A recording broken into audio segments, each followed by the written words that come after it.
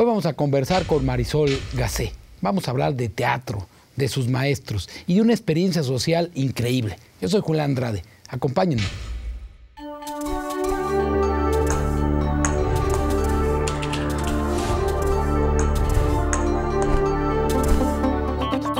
Marisol, 15 años de tu compañía junto con tus compañeras en este especie de colegiato en el que ustedes han hecho una gran obra. Pero dime, ¿de dónde vienen los orígenes?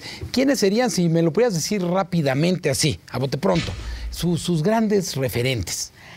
Bueno, mira, nosotros estudiamos en el Centro Universitario de Teatro. Somos 4 reinas chulas y 3 estudiamos en el CUT, en la UNAM.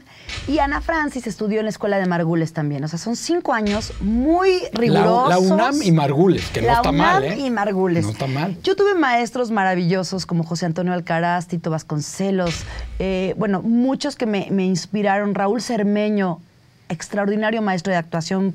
Con él, pues, aprendí todo lo que soy, el maestro Raúl Quintanilla, el maestro Luis de Tavira, pues los grandes maestros y las vacas sagradas del teatro.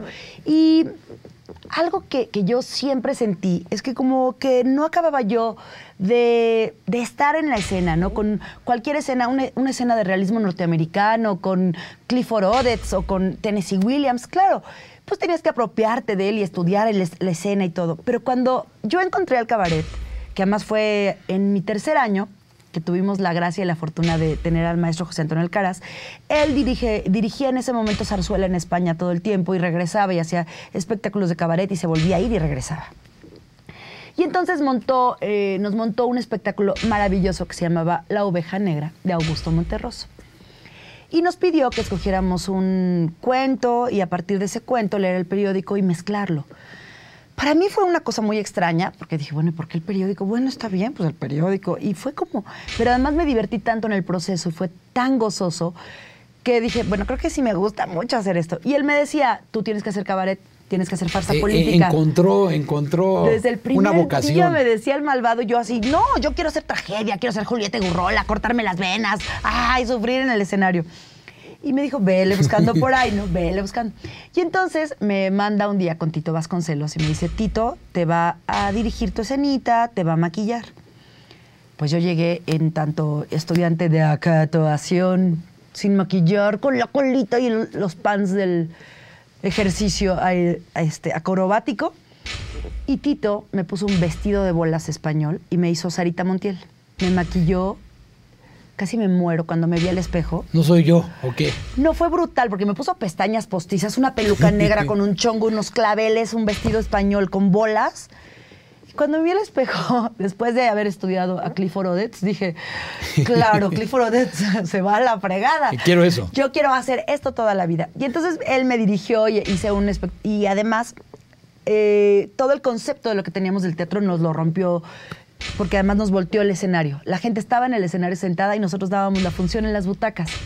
Y en algún momento yo salía y volaba yo en un columpio. ¿Qué te ha de haber encantado? No, bueno, imagínate. Me daba mucho miedo porque era muy peligroso, pero pues en el CUT hacíamos 5 horas diarias de ejercicio, entonces estábamos fuertísimos. Entonces, pues yo me agarraba y nada, ¿no? Era yo hace 15 kilos, ¿verdad?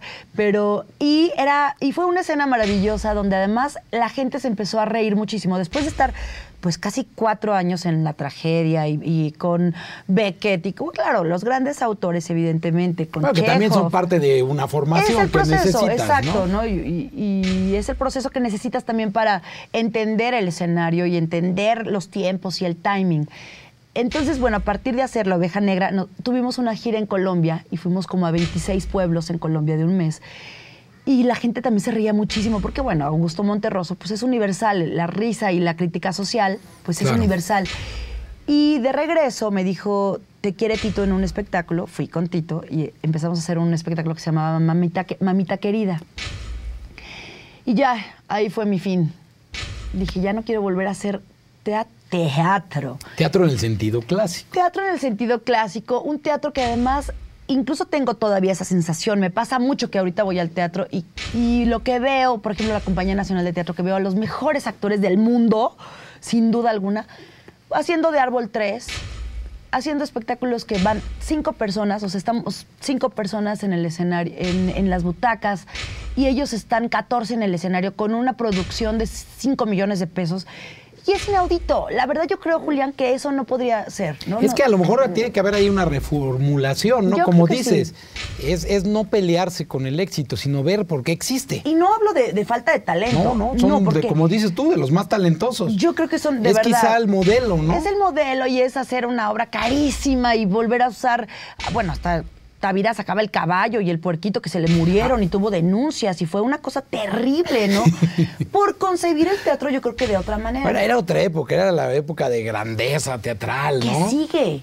Que Bueno, los sigue grandes hasta ahorita. musicales. O las 4 horas, chútate 4 horas ahorita de teatro. Bueno, 4 horas solo y que te media. eches un traguito, ¿no?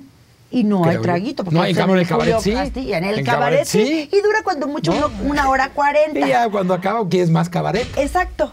Pero, y yo creo, y fíjate, además, no sé, se me ocurre ahorita como un plan de cultura a nivel nacional, ¿no? Como esta cosa del, otra vez, volverte a la recreación de espacios, de volver a agarrar tus espacios y tu vida. Sería capacitar a personas para hacer cabaret por todo el país.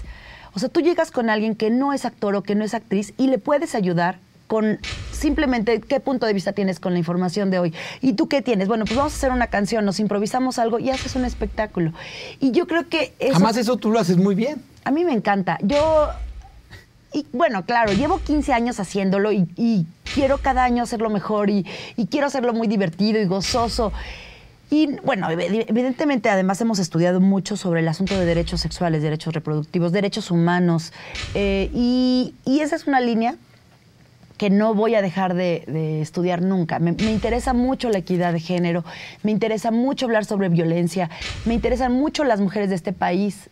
Porque una vez más te digo, o sea, yo creo que las mujeres que tenemos como la fortuna de pertenecer a, pues nosotras, pues está cañón que ya alguien nos venda por una vaca, ¿no? O por una cerveza. Pero ocurre. Pero tenemos en otros a estratos. una hora mujeres que están sufriendo en este momento violencia brutal. Y yo creo que ahí no nos podemos hacer ojo de chícharo. Ahí tenemos que voltear a ver, tenemos que ver qué pasa, irnos para allá.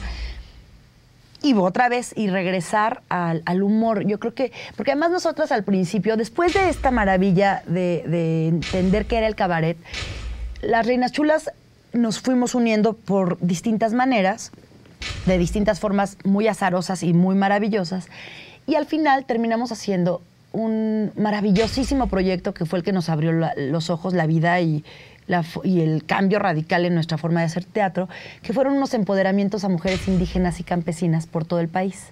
Y lo hicimos 4 años. ¿Cómo fue eso?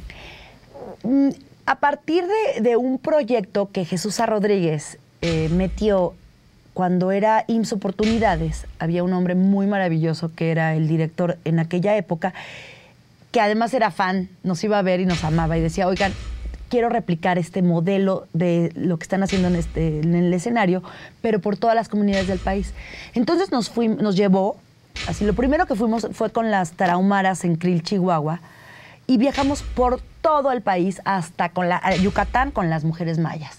Y entonces reunían a 150 mujeres lideresas de sus comunidades, de todo el estado, y pues eran como un taller donde se hacía en las mañanas talleres con psicólogas y en las tardes todo el asunto artístico, cultural.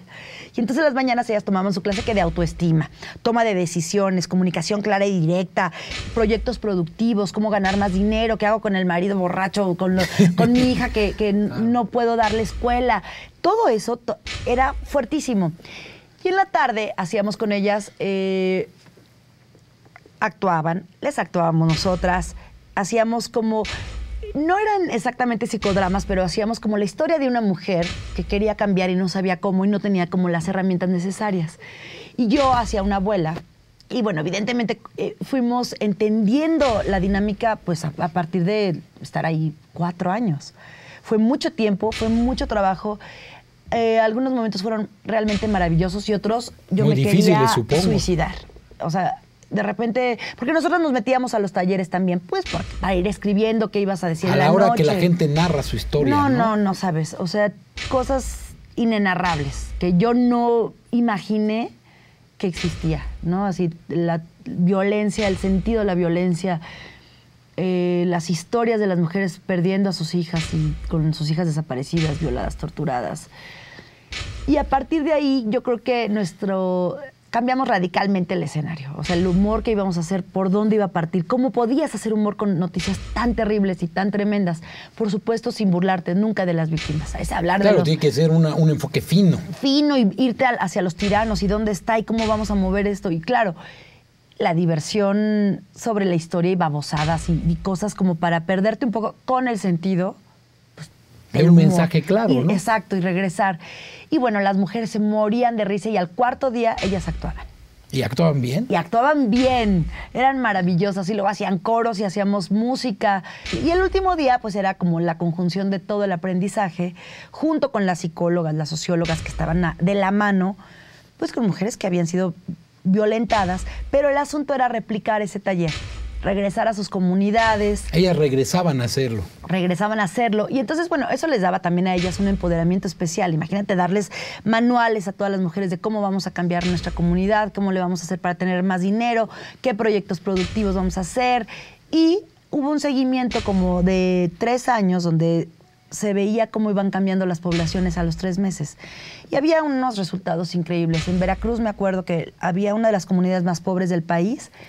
Y a una mujer se le ocurrió empezar a trabajar con el amaranto. Y, bueno, ahí descubrimos que en 3 meses de darle a los niños amaranto, quitas la desnutrición. Y eso es increíble, ¿no? O sea, de repente claro, volteas porque no necesitas una gran inversión, ¿no? No, y piensas en los 40,000 pesos de Moreira, 40,000 millones de pesos endeudado Coahuila, ¿no? Y dices, ¿cómo es posible? Los extremos, ¿no? Los extremos, Chiapas, no te vayas, 36,000 millones de pesos que dejó Sabines endeudados.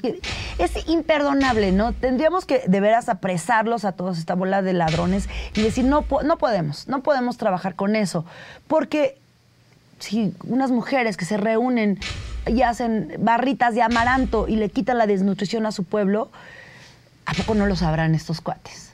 Yo creo que sí, Marisol, pero se acabó el tiempo. ¡Ay! Te agradezco mucho esta entrevista. Muchísimas de nueva gracias, cuenta, muchas que estés gracias. aquí en Reforma 6. Muchas gracias.